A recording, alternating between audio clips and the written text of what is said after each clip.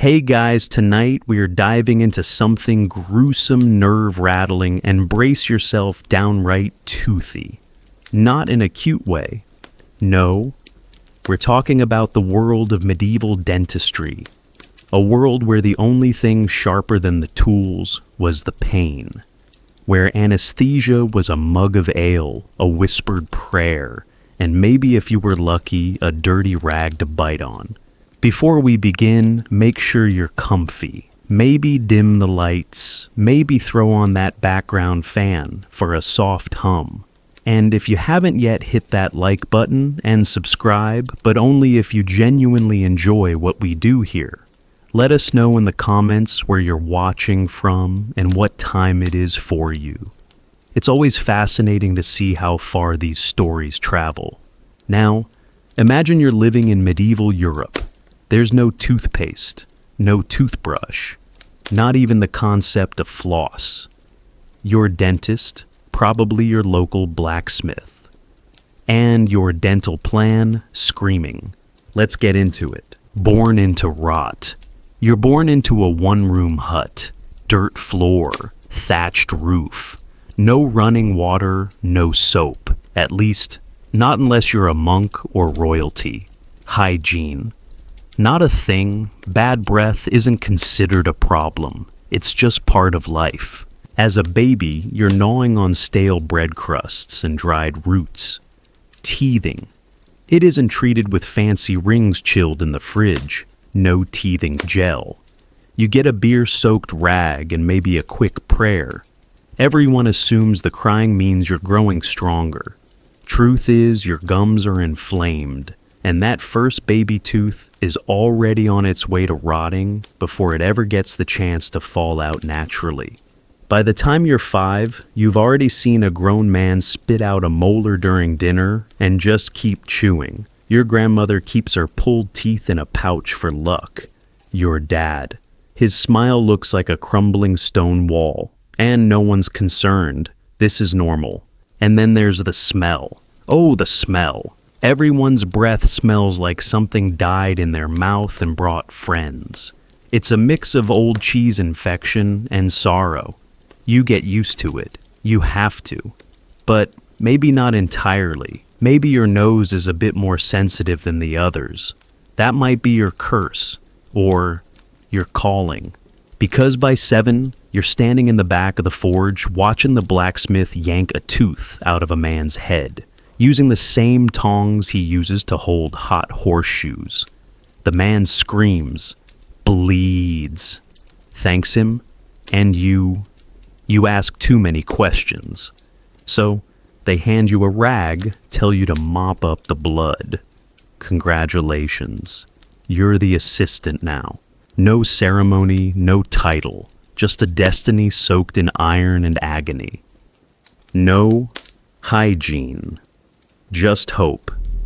In the medieval world, dental hygiene is a joke, a myth. If it ever existed, it died sometime around the 6th century and nobody showed up to the funeral. People clean their teeth with, well, nothing. If you're a monk or upper class, maybe you chew a mint twig, maybe rinse with vinegar or wine, but most people, they just let nature do its thing. And nature, she's not kind. There's no understanding of bacteria, no idea that sugar wrecks enamel. In fact, nobody even knows what enamel is, but they know pain. Nobles get it worse, weirdly enough, because they can afford honeyed pastries and candied fruits. That means their mouths rot in luxury gums, inflamed teeth, black breath that could knock over a mule. And peasants, they don't get sugar, but they chew on rocks hidden in hard bread, break their teeth on bone fragments, or lose them in bar fights. Kids lose their first adult teeth before puberty. Not because they're growing, but because they're infected, rotten, or just broken. By age 10, you're noticing things. The way someone speaks from the side of their mouth, the wince when they chew, the silence when pain makes words too expensive. You start poking teeth with sticks, not for fun, but to learn, wiggly but alive. Okay, dead but hanging. On different story. Someone asks what you want to be when you grow up. You say someone who makes the screaming stop, becoming the tooth man. So how does someone actually become a medieval dentist? Simple, you don't. There's no school, no university, no license. You learn the trade like you learn most things in the Middle Ages by watching people suffer and trying not to puke. Your mentor is the barber-surgeon, not a doctor. Just a guy with a lot of knives and no boundaries. He shaves beards, lances, boils, sets bones, amputates limbs, and yanks teeth between breakfast and lunch. And now you're his apprentice. You sweep floors. You hold patients down.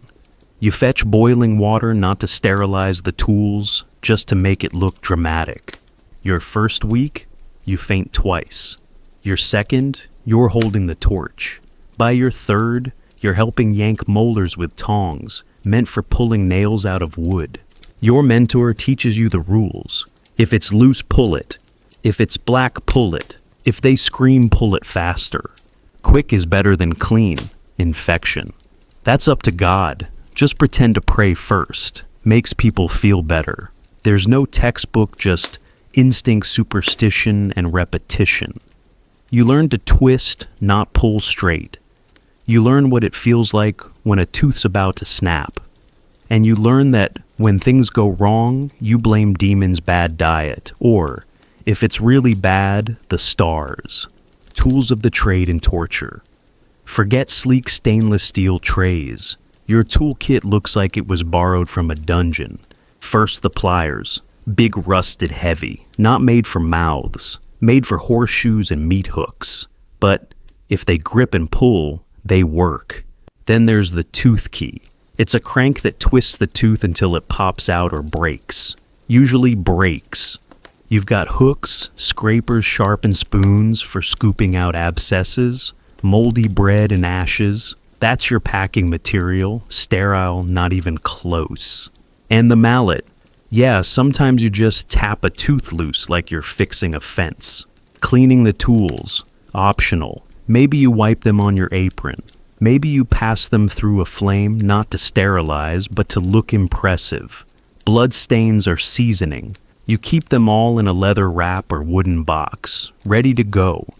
Because when someone stumbles in, holding their jaw, they don't want questions. They want release. You're not a healer, not yet. You're a butcher with a purpose. Tooth worms and onion magic. Now here's the fun part. What do medieval people think causes toothaches? Bacteria. Nah. Decay, never heard of it. Nope, it's worms. Tiny, invisible worms burrowing into your teeth. If your tooth hurts, it means the worm's hungry. If it cracks, the worm's done eating. Logical, right? You're trained to nod wisely when someone asks, "Is it the worm again, master?" Yes, you say, because it always is. Some believe pain comes from sin, vanity, lies, gluttony. Some say it's punishment from God. Others believe in roasted onion therapy. Place a warm onion near the tooth, and the worm will crawl out. Spoiler, it never does. You perform rituals. You whisper threats to the tooth. You drip wax and goat fat near the gums, hoping to smoke the worm out. You do it because people believe it works. And sometimes belief is half the battle. Eventually you stop asking what's real. You just focus on the pain and removing it. The first tooth. You've held dozens of heads, cleaned gallons of blood, watched 100 teeth drop into a bowl, but nothing prepares you for your first real extraction. Your mentor hands you the pliers. Your patient, a farmer named Edric, middle-aged, ragged, desperate. His molars cracked, his face swollen, his prayers exhausted. You whisper a count, 1, 2, and twist on 2. It's what you were taught. Never wait for 3. He screams. The tooth cracks. Only half comes out. Your mentor sighs. Keep going. The next few minutes, a blur of twisting blood panic and desperate curses. You finally yank the last bit loose and nearly fall backward. Edric slumps, barely conscious. You pack the wound with herbs, rinse it with wine, and wrap his jaw. He thanks you, through sobs, through pain. You sleep that night with a tooth in your pocket, your first trophy, your first scar. Part 2. The smell that never leaves. Once you've pulled a few dozen teeth, you begin to realize something unexpected. It's not the screaming that gets to you, not the blood, not even the crack of enamel splitting in half. It's the smell. At first you think it's the stew bubbling in the neighbor's hut, or maybe your mentor's socks, but no. This scent is different. It's sour, heavy, oily, and somehow alive. Then it hits you. It's coming from inside people's mouths. Rotting teeth have their own stench. It's the foul perfume of blood pus, half-fermented food, and dead tissue all stewing together behind the lips. It punches you in the nose every time a patient says, "Ah." And once you've smelled it, you can't unsmell it. The worst part? It clings. It soaks into your apron, your fingernails, even your hair. You wash, you burn herbs, you press mint under your nose. It doesn't matter. The stench becomes your second skin. You go to market and people step back. Not out of fear, out of instinct. That's when you notice something else, the smell of fear. The scent of terror. Fear has a smell. It's real sharp metallic like rusty water. Especially potent when a patient is sweating through their tunic eyes, darting toward the door lips, trembling, and fists clench so tight their knuckles go white. You know this scent now. You've memorized it. And you've learned to predict what comes next. Who'll scream, who'll faint, who'll try to run. You can sense the moment panic takes over. You get good at catching people before they fall off the stool. You have a rope ready just in case, standard practice. You don't even flinch anymore when someone vomits mid-extraction or soils themselves from pain. Because you've seen it all. You've heard the animalistic howls of grown men who would rather fight a boar than have you touch their gums. You've seen teeth crumble like moldy bread turn to black mush, or shatter into tiny bone chips under your pliers. And you keep going, because this is your job. The mouths are war zones. By now you've stopped seeing mouths as part of people. They're battlefields. And you're the cleanup crew. Each jaw tells a story. Some mouths are like ancient ruins, teeth leaning sideways, clinging to each other like drunken soldiers. Others stand jagged and yellow, defiant but doomed. And beneath all of it, the gums. Swollen, bleeding, sometimes gray, sometimes purple, always angry. You once found maggots in a molar, not once, multiple times. You don't ask questions anymore. You just reach in and do your work. Some mouths explode into pus the second you prod them. Some bleed like open wounds. You keep a bucket nearby for extracted teeth. It fills up by midday. The weight is one thing, the smell is another. You start recognizing people not by their names, but by their dental disasters. Ah yes, the butcher with the exposed nerve in his lower right jaw. The baker with 7 stumps, none of them pointing the same direction. The widow whose gums bled when she sneezed. It's not strange anymore, it's routine. And then, it's your turn. It was bound to happen. You've handled hundreds of patients, held down heads, extracted infected molars with bare hands. But one night, you feel it a dull throb in your own back molar. You ignore it. You drink wine. You chew slowly. You pretend it's nothing. But it grows. The ache becomes sharp. Then it spreads into your ear, up into your temple, down your neck. You know exactly what it is. You've seen it 1,000 times. And now, it's your turn. You consider asking your apprentice for help, but he still flinches at the sight of pus. He doesn't wipe his tools properly. He's not ready. So, you do what you've done for everyone else.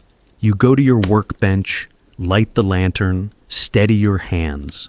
You wedge a block of wood between your molars, grip the pliers, and reach into your own mouth. What follows is agony, pure, raw, personal. You've pulled hundreds of teeth, but never your own. You sweat, you cry, you scream. You taste your own blood. You grip harder, you twist. Finally, with a sickening crack, the tooth comes loose. You drop it into your tin bowl with the others. Just another ruined thing in a room full of them. You don't pack the wound, not out of carelessness, but pride. You'll heal, or you won't. That's the deal. And for the first time, you truly understand what every scream has meant. You become something else. After that night, something shifts in you. You're no longer just the man who takes away the pain. You're also someone who's felt it, deeply, viscerally. You move a little slower now. Your hands don't grip quite as tightly, but your judgment sharper than ever. You can glance at a man's mouth and know instantly what kind of pain he's in. The infection hiding behind his jaw, the nerve exposed beneath a cracked molar, the rot spreading toward his eye socket. You know what needs to be done, and you do it. But the villagers, they don't see you as a healer. Not really. You're something else now. The man they fear, and need you walk into a tavern. Silence. A man clutches his drink tighter. A child ducks behind his mother's skirt. You're the Tooth Man. That's your name now. Not your actual name, just the Tooth Man. Some whisper that you steal molars for fun, that you pray to demons, that you cause the blacksmith's abscess with a cursed glance. They sing songs about you, dark little rhymes, one for the farmer, two for the priest. Hide your teeth or he'll make a feast. You laugh, you have to, but it stings a little. You never wanted to be feared, you just wanted to help, but fear has its uses. People pay faster, they listen better. No one questions your prices when they believe you might yank the wrong tooth just to prove a point. They come to you at night, desperate, pale, clutching their cheeks. You open the door, roll up your sleeves, and do what must be done. Not because they trust you, because they have no one else. The day you get bitten. You knew it would happen someday. You've dodged elbows, knees, even a panicked headbutt from a nun once. But nothing compares to the bite. The patient is a miller, big guy, swollen cheek, tough demeanor. Just get it out, he growls. You start your inspection, gently, carefully. You prod the infected molar with a finger to test for movement. Then snap. His jaw clamps shut. Not on purpose, not to hurt you, just pure panic, reflex, but your finger is caught between two blackened, rotting teeth. The pain is immediate. Your scream mixes with his. Someone outside screams in sympathy. You try to pull away, but he's locked tight. Your mentor, now gray-bearded and slower, rushes in and pries the mouth open with the handle of the tooth key. You stagger back. Your glove is filled with blood, your fingertip torn, the nail half gone. You wrap your hand, clean it with wine, hope for the best. You keep working that day, because there are still 5 extractions scheduled and you need the coins. By nightfall, your hand is red and hot. Infection sets in fast. You develop a fever. Hallucinate conversations with saints. Dream of teeth growing in your palms. Eventually you recover. Mostly, your finger never bends right again. But you learn. From then on, no more bare-fingered inspections. You use a metal probe. Because in your line of work, the most dangerous bite isn't from the dogs. It's from the people. Part 3. Rot in Velvet. When nobles call the Tooth Man. By now you've seen it all. Crumbling molars, abscesses the size of walnuts, maggots, screaming, blood. But just when you think nothing can surprise you, you get summoned to a manor, a noblewoman's estate. You're escorted through marble columns and manicured gardens, places you've only heard about in tavern stories. Inside, everything smells like perfume, incense, and candle wax, velvet drapes, gilded mirrors. A harpsichord plays somewhere in the distance. And then she opens her mouth, and it's worse than anything you've ever seen on a peasant. Rich food, rotten teeth. You'd think the nobles with their feathered hats, polished boots, and scented oils would have better dental health. But no. In fact, it's usually worse. Why one word sugar? Candied fruits, honey-glazed pastries, imported wines so sweet they could double as syrup. The poor can't afford rot. The rich swim in it. Behind the powdered cheeks and golden jewelry are teeth blackened beyond recognition, gums purple with infection, breath that could clear a cathedral. But here's the kicker, they expect you to act like it's normal. You're not just there to pull a tooth. You're part of the performance now. The theater of pain. They don't scream like peasants. They gasp. They groan with drama. One nobleman actually recited a poem mid-procedure right after you cracked his molar into 3 pieces.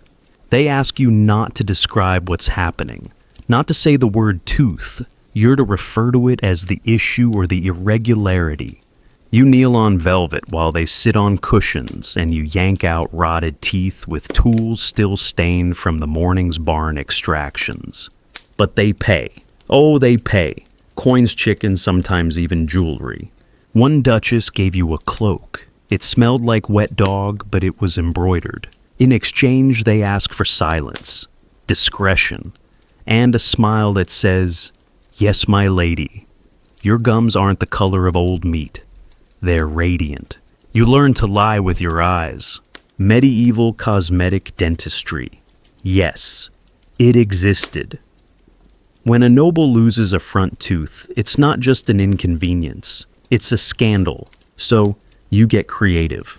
You pack gaps with wax. Paint yellowed teeth with white lead. Yes, it's poisonous, but they think it makes them look pure. Once you carved a fake canine from ivory, it looked perfect, until it fell into the roast during a banquet. You've shoved herbs between teeth for aesthetics, even glued bits of polished bone where enamel used to be.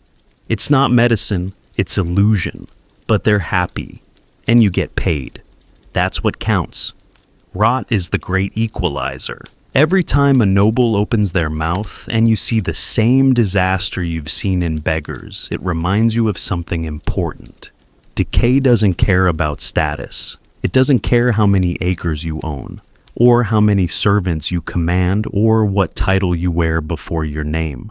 Decay is democratic. And you're the great equalizer. Pliers in hand, apron stained. No matter how high their tower, they come to you when it crumbles. They don't always thank you, but they remember you. Your reputation grows. You walk into the village square, a hush falls. People whisper, not because you're famous, not because you're respected, but because they fear you. The butcher once crossed himself when you passed. A woman made a charm out of teeth to keep your curse away. A child cried when you smiled. They've seen what you carry, the stains, the scars, the smell. You're not a healer to them. You're a shadow, a necessary evil. They don't say hello. They say, "Is it gonna hurt?" And you always say yes, because honesty is your last mercy. When the plague arrives, then one winter, something worse than toothache sweeps through town. The Black Death, the plague. It doesn't care about dental rot. It comes for everyone, young, old, rich, poor. And it doesn't whisper. It howls. People stop caring about teeth. They care about survival. But they still come to you.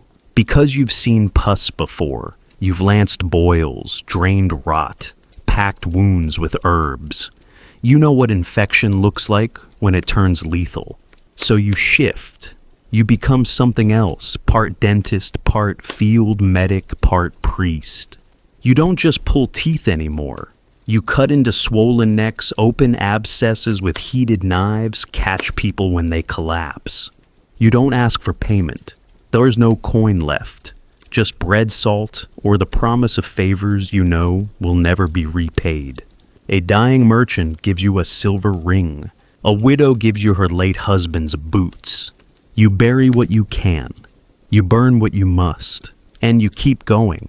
Because even during a plague, pain doesn't wait politely at the door. The line between butcher and saint rumors spread. The tooth man saved my neighbor. He pulled 3 infected teeth, and the man lived. He whispered to the boil, and it shrank. None of it's true, but none of it matters. In a world where even the priests are dying, your blood-stained apron starts to look like holy robes. People start lighting candles in your name. You don't correct them. Because in an age of death, being slightly less deadly makes you powerful. You don't sleep much. Your hands shake now, but you work. Because you have to. And if they think you're half miracle worker, half devil, good. That means they'll listen. The apprentice one morning, a boy shows up at your door. Thin, dirty, wide-eyed. I want to learn, he says. You look at his hands. They're soft, unscarred. He doesn't flinch when you bring out the tooth bucket. You hand him a rag. Clean this, you say. He stays. He watches. And one day, you'll hand him the pliers. He'll tremble. He'll sweat. He'll yank a molar out of a screaming farmer's face. And he'll change. Because once you've pulled a tooth from a living human being, with no anesthesia, no training wheels, no second chance, you stop being who you were. You become part of the chain. The endless blood-stained, nerve-jangling chain of people who fight pain with pliers. Part 4. The Final Tooth. What Remains of the Tooth Man. You wake up one morning and feel that something's different. Your hands don't grip like they used to.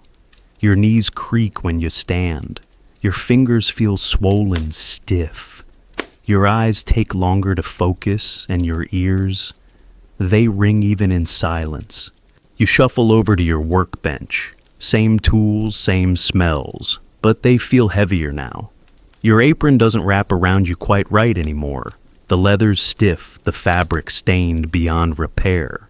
You wonder why you even bother putting it on. But you do, because that's what you've always done. Time wears on bone and soul. The patients still come, but not in a line, not like before. You move slower now. You speak less. You've pulled so many teeth that you can do the motions in your sleep. But sleep doesn't come easy these days. You sit in your chair, the same one you've had for years. The one that wobbles just slightly. You sharpen the edge of a probe with muscle memory. You glance out the window and see a child sprinting by, yelling something about a goat. And for a moment, you're back in your apprentice days, holding a torch, mopping up someone else's mess. But then, your back spasms, and you're here again, an old man in a cold room with a bucket full of discarded mouths. The tooth that breaks you. You're chewing bread when it happens. That familiar crack. That awful crunch. You stop. It's your tooth. Again. You don't even need a mirror. You feel it. A molar on the left, split down the middle. The gum around it already swelling, already throbbing. You recognize the rhythm of pain like an old friend tapping at your door. You laugh. Not out loud, just a little exhale through your nose. Because of course. You've pulled thousands. But this one is yours.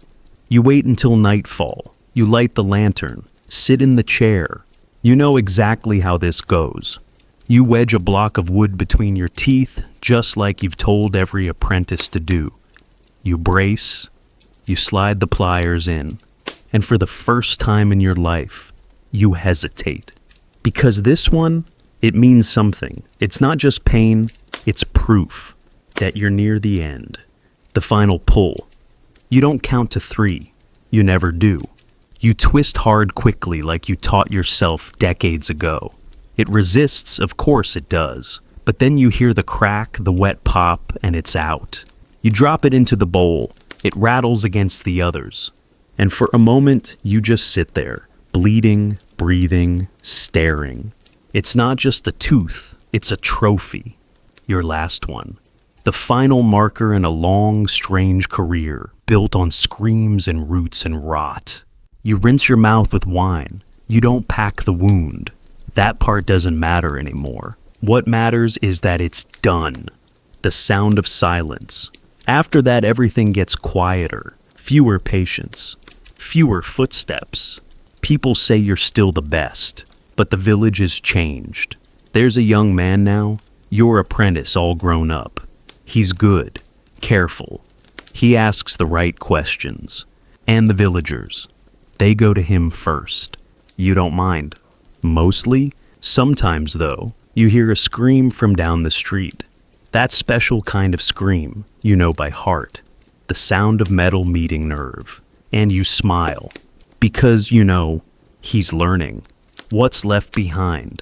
Your tools sit on the bench, rusted at the hinges. The pliers are dull. The probe you once used to tap for abscesses is bent. The mallet still has someone's tooth fragment embedded in the grain. You don't throw them away. They're not just tools, they're relics. Artifacts of your private war against pain. The bucket beneath the bench is still there too. Full, heavy, yellowed bone, cracked enamel. Teeth with stories you'll never tell. No one ever counted them. You think about doing it, but then decide against it. It's not the number that matters. It's the memory. Will they remember you? You wonder sometimes, what will they say when you're gone? Will they whisper the name of the man who made the pain stop? Will they curse you? Praise you? Will they even remember your name? Probably not. They'll remember the chair, the scream, the way you moved like a ghost, the smell. You'll fade as all things do. There's no statue for a medieval dentist.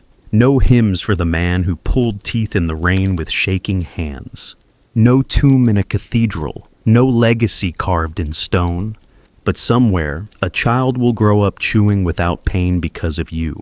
Somewhere, a blacksmith will live another year because you drained the rot in time.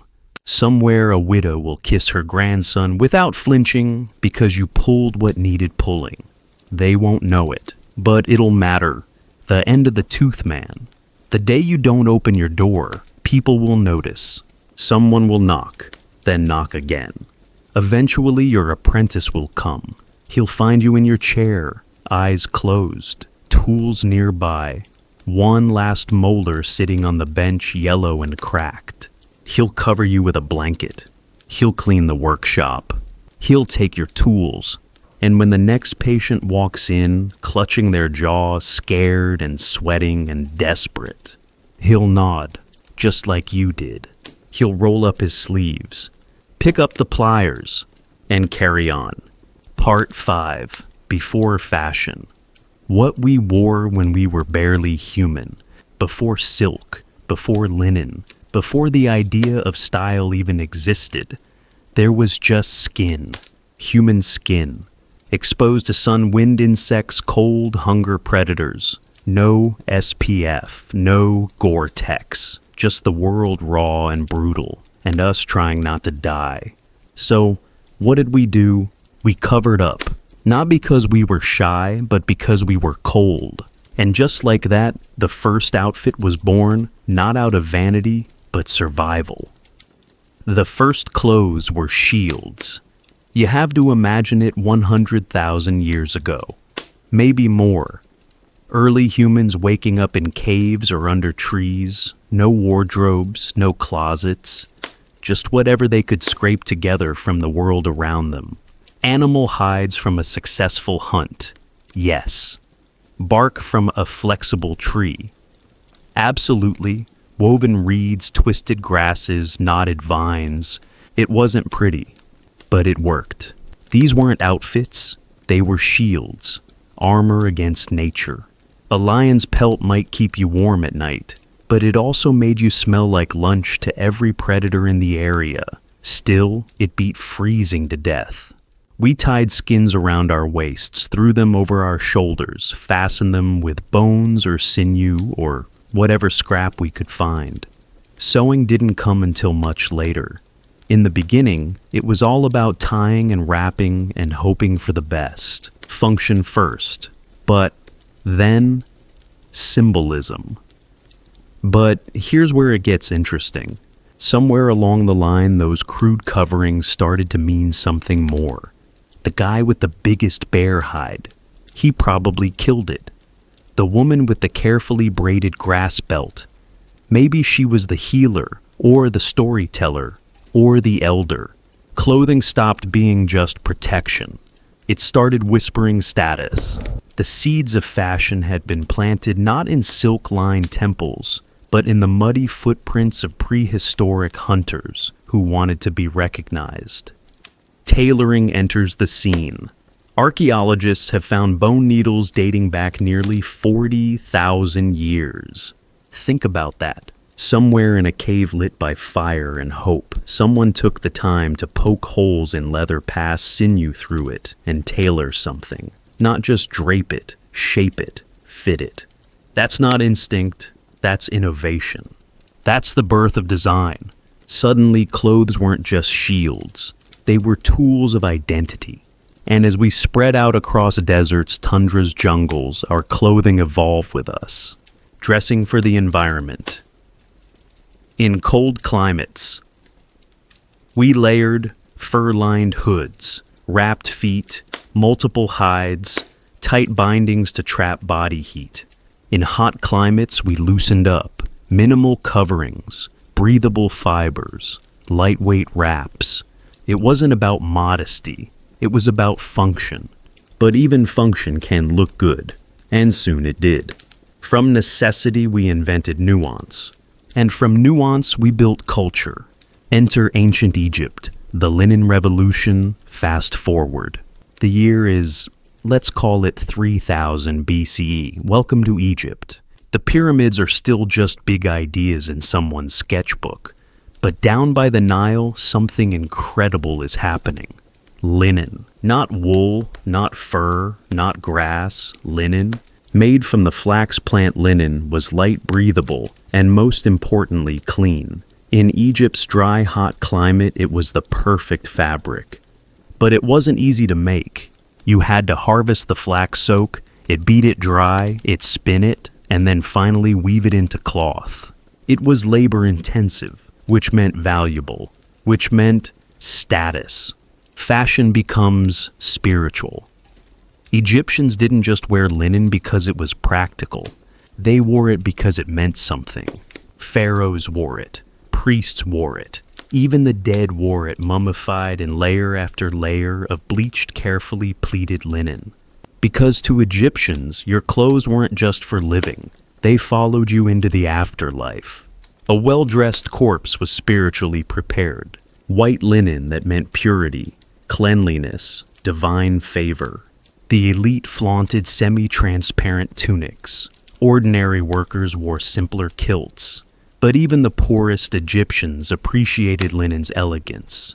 And kids often wore nothing at all until puberty, when their first real cloth marked a rite of passage. Clothing as identity in Egypt. What you wore didn't just protect your body.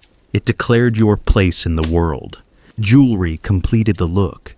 Collars of faience and gold, amulets shaped like beetles and gods, beaded sandals, coal-lined eyes, wigs, perfumed wax cones that melted down the scalp at banquets. It sounds decadent, and it was, but it was also precise, because in Egypt, fashion was order, clothing was structure, ritual, rank. Priests had rules, nobles had codes. Even slaves had garments tailored to their tasks. There was a system, a language of thread and fold and gleam, not just practical, philosophical. And here's what makes it beautiful. Egyptian fashion wasn't just about fabric. It was about identity. You didn't just wear linen, you wore meaning. Who you were, what you believed, where you stood in the balance between chaos and order. Even in death, you were dressed with purpose. Clothing had transcended necessity. It had become art. Part 6. Cotton Cleanliness and Quiet Confidence. The fashion secrets of the Indus Valley. Let's take a step away from the grandeur of pharaohs and the shimmer of golden collars for a moment. Because while ancient Egypt was busy spinning divine power into linen robes, something far quieter, yet just as revolutionary, was unfolding along the banks of another great river. Welcome to the Indus Valley. Roughly 5,000 years ago, modern-day Pakistan and northwest India. Cities like Mohenjo-daro and Harappa, names that might not roll off the tongue, but they held secrets that stunned archaeologists. They didn't leave behind grand tombs or towering statues. What they left behind was something more subtle, more intimate. They left us clothing, and not just any clothing cotton. Yes, the same stuff you might be wearing right now. The world's first cotton society. Let that sink in. While other civilizations were still bundling themselves in wool bark or animal skins, the people of the Indus Valley were weaving cotton breathable, soft, and beautifully suited to their warm, humid climate. And they were doing it over 5,000 years ago. This wasn't just a fashion choice. This was a climate strategy, a cultural move, a technological leap. And for the most part, they didn't make a fuss about it. Because Indus fashion, it wasn't loud, it was calm. It whispered elegance. Simple, clean, practical. When you look at terracotta figurines and seal impressions from the Indus sites, a picture starts to form. Men wore short kilts or wrapped cloth around the waist. Women draped longer garments, sometimes over one shoulder, not unlike the early sari. The designs weren't wild, the cuts weren't complex. But that was the genius of it. Minimal, functional. Exactly what you'd wear if you had to move through a bustling city with clean streets, straight roads, and indoor plumbing. Yes, indoor plumbing. The Indus cities had it. No joke. That same obsession with water sanitation and clarity shows up in what they wore. These people were neat, and their clothes reflected that. Cotton a revolution, woven soft. Let's talk about cotton for a second. This wasn't an obvious invention. Cotton plants don't exactly scream, "Make a shirt out of me." You have to harvest it, clean it, spin it, weave it. But the Indus people did all that without fanfare. No massive temple inscriptions about the holy threads of the gods. No myths about cotton being sent from the heavens. They just did it efficiently, quietly, beautifully. That's the Indus Valley in a nutshell. Subtle adornment, bold identity. Now, just because they were minimal doesn't mean they were boring. Their sculptures, especially of women, show adornment, jewelry, stacked bangles running up the arms, earrings, beaded necklaces. Some even wore carefully styled hair with decorative combs and pins. There's even grooming gear, small mirrors, cosmetic containers, hair tools discovered in their homes. These were people who cared about how they looked, but not in a flashy way. In a complete way. Like, I may live in a planned city with standardized bricks and municipal sewage, but I still want my braid to sit just right. And they pulled it off. The dancing girl. There's one piece of evidence that says more than all the others combined. A small bronze sculpture, just 4 inches tall, known today as the dancing girl of Mohenjo-daro. She's standing with one hand on her hip, the other hanging loose hip, cocked with confidence. She's wearing nothing but a handful of bangles. No shirt, no skirt, just posture. But the confidence electric. She's not covering herself. She's expressing herself. She doesn't need layers of gold or stitched symbols to say I belong here. Her body language, her bangles, her gaze, they say everything. And that, more than anything, tells us what fashion meant to the Indus people. It wasn't decoration. It was identity. No. Waste no. Excess. Another fascinating detail. The Indus Valley fashion ethos seemed remarkably sustainable. No thick woolen coats that didn't suit the weather. No ornamental headdresses weighing down the body. No elaborate outfits that needed a team of servants to wrap. Just simple cotton. Locally grown, locally spun, locally worn. It wasn't just clothing. It was ecological logic. Fashion in the Indus wasn't about screaming status. It was about making sense. And in many ways, it still makes more sense than some modern runways. Fashion in harmony. So, to recap, minimal garments tailored to the heat. Cotton before anyone else even thought of it. Clean designs for clean cities. Jewelry that enhanced, not overwhelmed. Hair care that mattered. Self-expression without shouting. The Indus Valley wasn't just ahead of its time. It was timeless.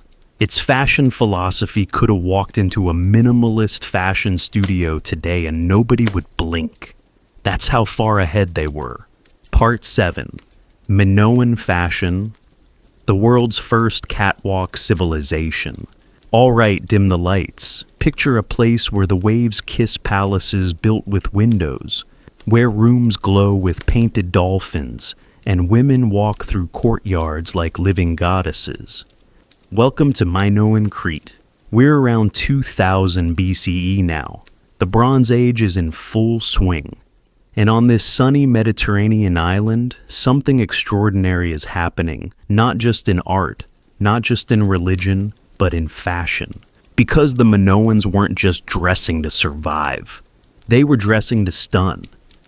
Clothing as spectacle. In Egypt, clothing whispered spiritual balance. In the Indus Valley, it murmured minimalist harmony.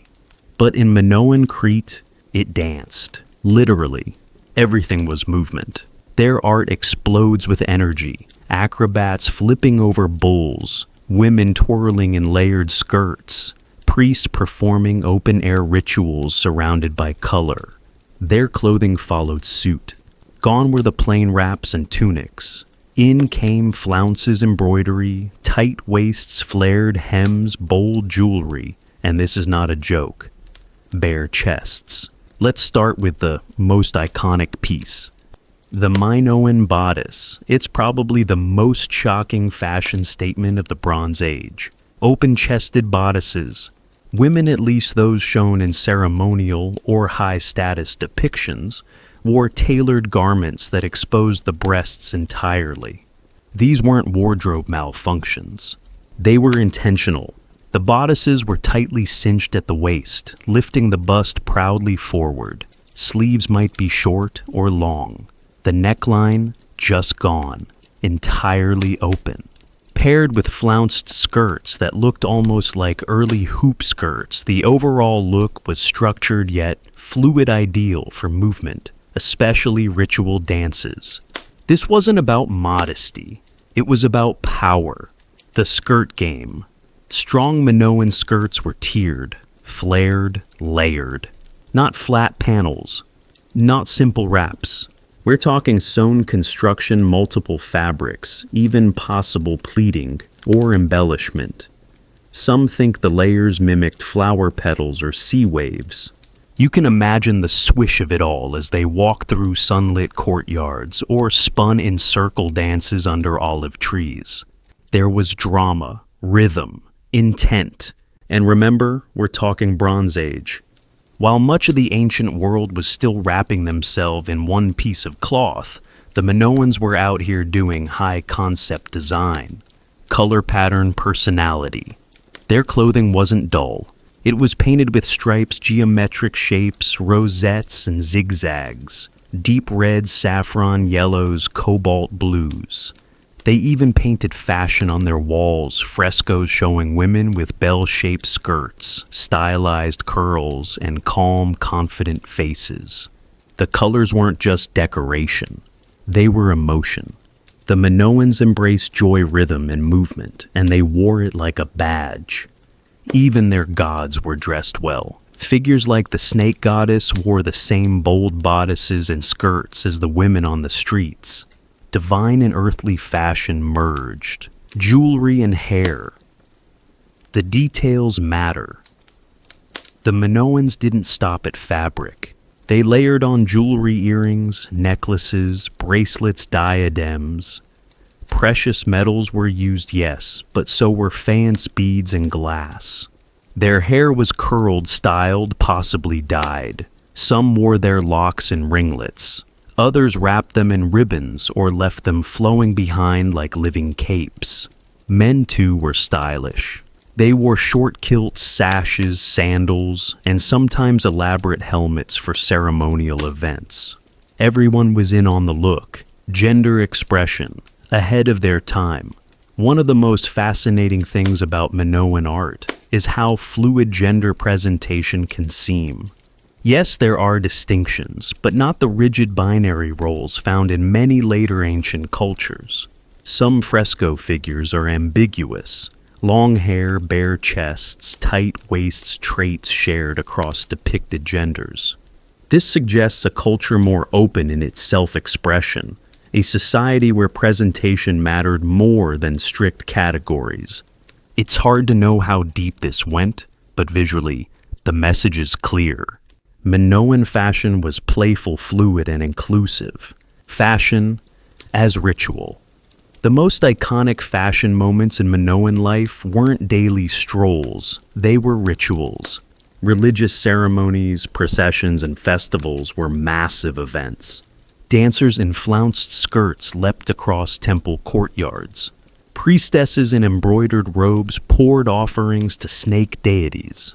Clothing became a sacred language, each cut, each color, each layer, saying something about the role, the moment, the meaning. This wasn't casual wear. This was performance. But then, the silence. And then just like that, the color faded. We don't know exactly why the Minoan civilization declined. Maybe a massive volcanic eruption. Maybe invasion, maybe both. But their vivid artistry, their palace complexes, and their fearless fashion eventually vanished under layers of ash and time. And for centuries, silence. But not total silence. Because those flounced skirts and corseted bodices, they echo. In the myths of Atlantis, in the fashion silhouettes of later European dress, and even in our own admiration for clothing that moves, breathes, and speaks. Part 8. Fashion as Order. The Spartan cloak and the Roman robe. Let's shift gears, because now we leave behind the flared skirts of Crete, the bare chests of goddesses, and the vibrant chaos of Minoan fashion. We're stepping into a different kind of world. A world where fashion didn't express the self, it suppressed it. Where color had rules. Where the state dictated the stitch. This is the world of Sparta, and later, Rome.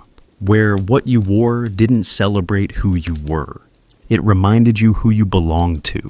The Spartan uniform cloaks discipline and control.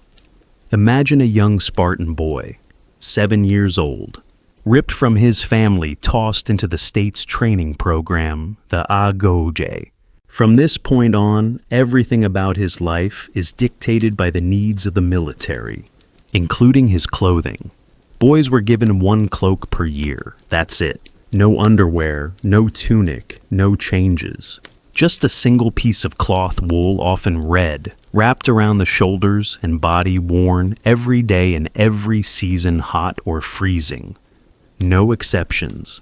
Why? Because it was never about comfort. It was about endurance. Red, the color of obedience. The Spartan cloak was always red. Not blue, not brown, not natural wool. Always red. Why? Blood didn't show on red. And in a society where boys were expected to be warriors, wounds were part of the curriculum. Red also symbolized something deeper: loyalty, sacrifice, aggression.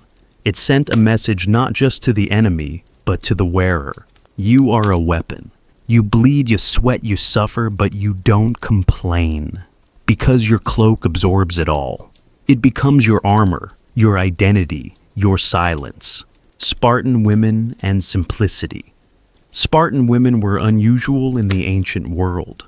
They were educated, they trained, they owned land, and their fashion functional. No extravagant jewelry, no complex embroidery. They wore short chitinous tunics that allowed freedom of movement. Some sources say their clothes shocked visiting Greeks who were used to more modest styles.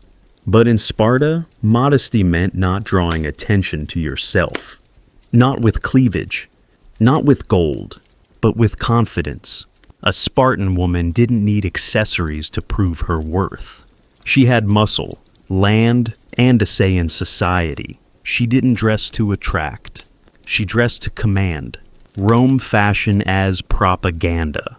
Now let's march west to Rome, where clothing wasn't just about utility or identity. It was about power, because the Romans perfected something the Spartans only hinted at. Fashion as messaging. Every Roman garment told a story, not about the soul, but about the state. The Roman tunic and toga. Every Roman citizen wore a tunic, simple, straight-belted at the waist. But here's the thing, tunics were universal. Slaves wore them, soldiers wore them, senators wore them. So, how did you tell who was who? The toga. Ah yes, the famous Roman toga. A massive semicircular piece of cloth, up to 20 feet long, draped around the body in a very specific, almost theatrical way. Only freeborn male citizens could wear it. And not just any toga. There were rules. Toga virilis plain white for adult male citizens. Toga praetexta white with a purple stripe for magistrates and senators. Toga picta purple with gold embroidery for victorious generals or the emperor. Even the folds mattered. Wearing a toga improperly wasn't just a faux pas, it was a political statement. The toga was uncomfortable, impractical, heavy. But that was the point. It wasn't made for working. It was made for being seen. The uniform of Empire Roman soldiers had their own look. Segmented armor, red tunics, helmets with crests. Again, the colors mattered. Red was the color of Mars' god of war. It was meant to intimidate and unify. A sea of red marching toward you didn't just look scary. It looked organized, like death was arriving on a schedule. And when Rome conquered new lands, they didn't just bring swords. They brought clothing norms. They enforced tunics. They introduced Roman styles, fabrics, accessories. Fashion became assimilation. Fashion for the elite. While soldiers and senators played by the rules, Roman elites especially, women found space to get creative. Rich Roman women wore stolas, long pleated dresses fastened with brooches. Hair was curled, coiled, built into towering shapes. Wigs were common. So were cosmetics lead-based face whiteners, saffron blush, and charcoal eyeliner. They wore jewels, yes, but often in styles dictated by Roman law, sumptuary laws that limited how much wealth could be shown off in public. Too much gold illegal, too much color tacky. Rome wanted their rich to hint at wealth, not shout it, because status didn't need volume, just a whisper. Clothing as citizenship. Here's the real kicker. Your clothes in Rome could determine your legal status. Slaves wore simple drab tunics. Freedmen could wear a pileus, a conical cap, showing they were no longer property. Prisoners, prostitutes, foreigners, all had designated styles or marks. Even criminals being executed might be stripped of their tunics not for humiliation, but to remind everyone watching that clothing was civilization. To be clothed in Rome wasn't just about fabric. It was about membership. You wore your citizenship like a second skin. When the empire fades, eventually Rome began to crack. Barbarian invasions, political chaos, economic collapse. The toga disappeared. Tunics got simpler. Armor turned into chainmail. Silk from China flowed in through trade. The message changed. Clothing no longer served empire. It served survival. And once again, as always, when society crumbled, fashion followed. Part 9. Threads of virtue and vice, dressing in the medieval world. We've left the marble of Rome behind now. The empire's broken. Cities have collapsed. Roads have crumbled. And Europe. It's a patchwork of kingdoms, castles, churches, and fear. The world is colder, dirtier, darker. And so is the clothing. Gone are the flowing Roman togas. Now everyone's wrapping up tight, not for beauty, not for status, but because winter bites deep and soap is rare. But even here in a world ruled by superstition and sword fashion survives. It adapts, and in some ways, it becomes more dangerous than ever. A cloak against the cold, and the devil. Picture a peasant waking before dawn. The floor is dirt, the roof leaks, and outside mud. Always mud. Clothing is practical now. A simple tunic, maybe wool, maybe linen if you're lucky, worn day after day until it rots. Belts made from rope, leather if you're fortunate, cloaks for the cold, hoods for the rain. Nothing fits well, everything smells like smoke, but it works. Mostly, and beneath all that practicality, something else. Because in this world, your clothing didn't just keep you warm, it kept your soul in check. The church wields the needle. In medieval Europe, the church controlled more than just salvation. It controlled style. There were rules, expectations, and judgments. Want to show some skin sinful. Wear colors too bright vanity. Dress like the opposite gender heresy. Even materials had moral weight. Wool was humble. Silk dangerous. Sumptuary laws popped up regulations controlling who could wear what. These laws weren't about fashion. They were about control. If you were a peasant, you couldn't dress like a noble. If you were a woman, you couldn't dress like a man, because clothes were seen as a reflection of the soul, and the church was watching. Hair hoods and hidden desire. Let's talk about women's fashion. Modesty was everything, but modesty was also complicated. Hair was sensual, so it had to be covered. But sometimes the act of covering made it even more alluring. Enter the wimple. A tightly wrapped cloth around the chin and head, leaving only the face visible. Think nun meets ghost. Practical, sure, but also oddly elegant. Later came veils, hoods, and elaborate headgear, like the hen in those tall conical hats that look like medieval unicorn horns. The more fabric, the more moral, at least in theory, but desire always finds a seam. Some women began pinning their sleeves extra tight to show off the shape of their arms. They wore bodices that hinted at curves even while covering up. Fashion became a game of tension. How much could you suggest without sinning? The rise of the noble. Look now, shift your gaze to the castles. Because while peasants clothed themselves in survival, the nobles were entering a golden age of opulence. Velvet, brocade, fur-lined collars. Tunics gave way to doublets, tight-fitting upper garments that showed off the male figure. Sleeves became detachable, puffed, even embroidered. Colors got wild crimson, saffron, deep indigo. And then came heraldry. Coats of arms stitched into cloaks. Family symbols woven into capes. Your jacket became your battle flag. You didn't just dress to impress. You dressed to declare. Armor fashion meets function.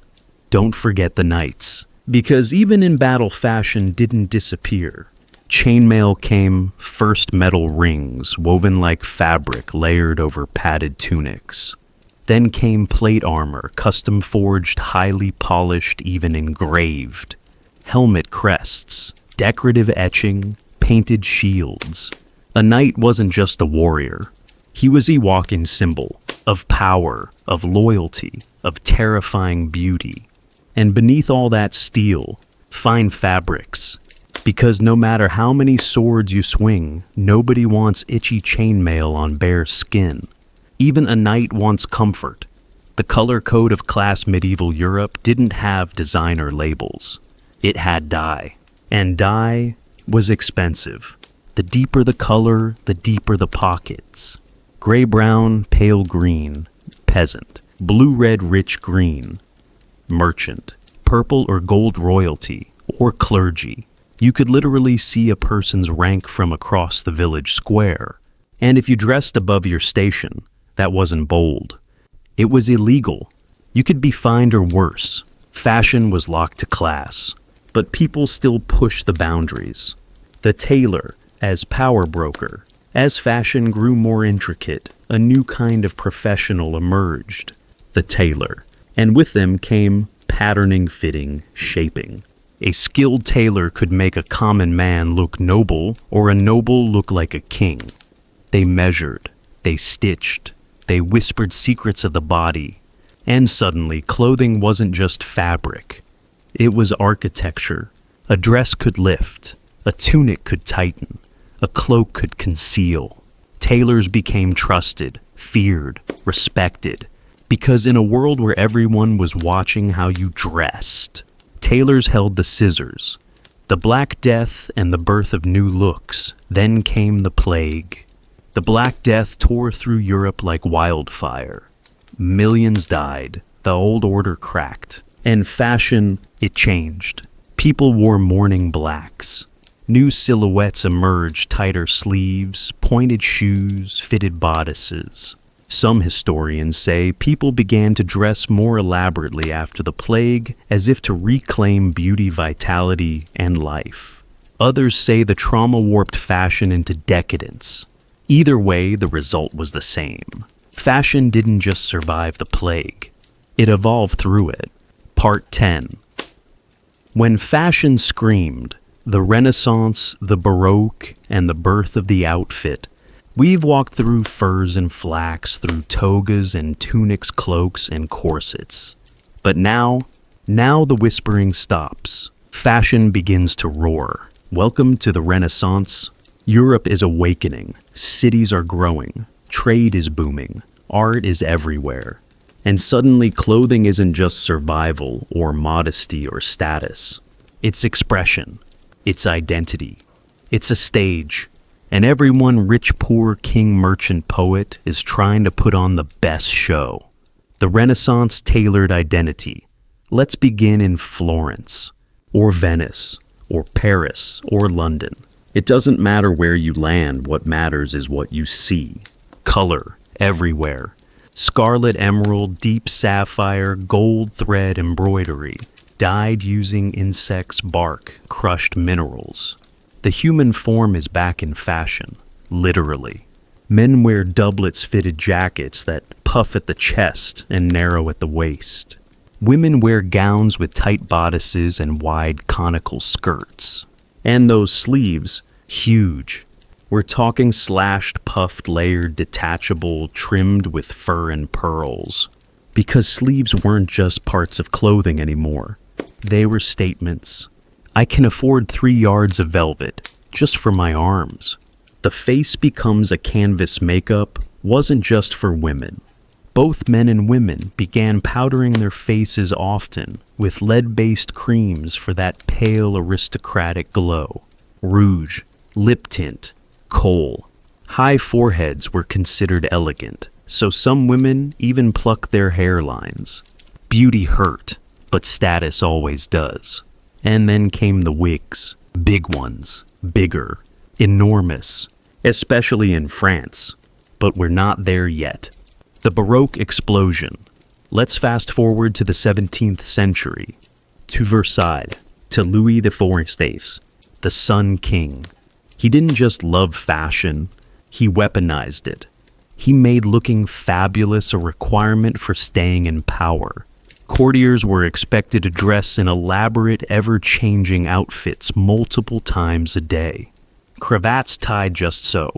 Heels dyed in red to match the king's. Stockings, breeches, waistcoats, ruffles upon ruffles. Louis himself often spent hours getting dressed, surrounded by nobles vying to hand him a glove or lace his shoe. It wasn't just a fashion show. It was a power ritual. Women's fashion theater and constraint. For noble women, the Renaissance and Baroque periods were equal parts glamour and discomfort. Corsets returned and got tighter. Waists were cinched until ribs deformed. Skirts ballooned outward thanks to farthingales and panniers wire, or whalebone cages hidden under the fabric. The result, an impossible silhouette. Tiny waist, huge hips, upright posture. The body became a sculpture, unnatural, inflexible, dazzling. And that was the point. To look not human but divine. Fashion had transcended practicality. Now it was mythology. Gender power and rebellion. But even in this age of tight rules, some people pushed back. Some women dressed as men to gain access to male-only spaces, writers, performers, spies. Some men softened their look, lace velvet perfume jewelry, to embody sensitivity and sophistication. Fashion became a battlefield between gender roles, morality, and politics. Sumptuary laws tried to keep the order, but humans as always found loopholes, especially in fashion, because deep down, we never want to wear someone else's idea of who we should be. The rise of the outfit. This era also saw the rise of something new, the complete outfit, coordinated from head to toe, from shoes to hairstyle, from color palette to perfume. You didn't just throw on a tunic anymore. You planned, you styled, you told a story. Even accessories carried meaning. A feathered hat might signal loyalty to a region. A pendant could mark political alignment. A fan could send secret messages across a ballroom.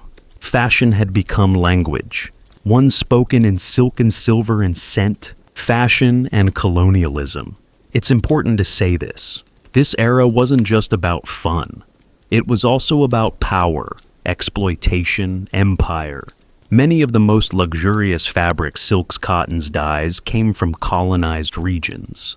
Europe dressed itself in the spoils of conquest. Clothing became a display of control. The West didn't just adopt foreign materials. It consumed them. And in doing so, turned the fashion industry into a global and often violent machine. Something we're still dealing with today. The legacy we wear. So here we are. 10,000 years of fashion. From bark to armor. From linen to lace. From survival to self-expression. Fashion isn't just decoration. It's not shallow. It's not silly. It's history. It's philosophy. It's how we tell the world who we are before we ever open our mouths.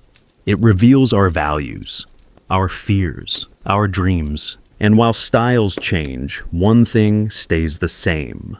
We dress to matter. Thank you for walking through history with me, one stitch, one story, one society at a time. If you enjoyed this journey, don't forget to like, comment, and subscribe. Tell me, what era would you want to dress in for a day? And what does your clothing say about you? Until next time, stay curious and stay warm. Our story ends here. See you tomorrow evening. Good night. I love you.